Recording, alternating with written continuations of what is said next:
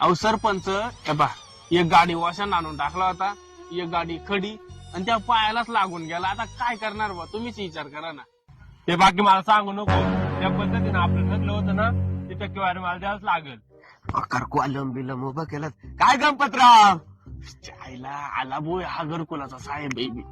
लय जोरात रे अलम बिलम घरकुल्याच्या पैशात बांगला बिंगला बांधतो काय मोकार स्लॅब बीप आपला पा काय तरी.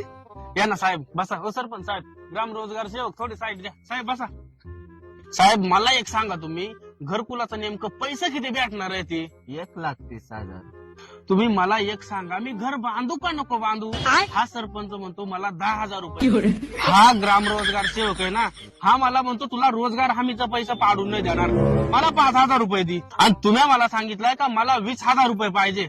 नेमकी मी घर बांधू का नको बांधू? तुम्ही मला नीट सांगा ना. एवढ्या पैशात का घर पाणी काय घेतोय माहिला? पाणी सुद्धा नाही प्यायचा मारून टाकेल एक इडच धरून.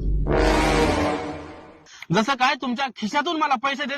निघ रोजगार सेवक रे साहेब, निघ. तुला काही यागळा सांगू का सरपंच? निघ. एकदा तू नीट विचार कर, तो घर होऊन जाईल.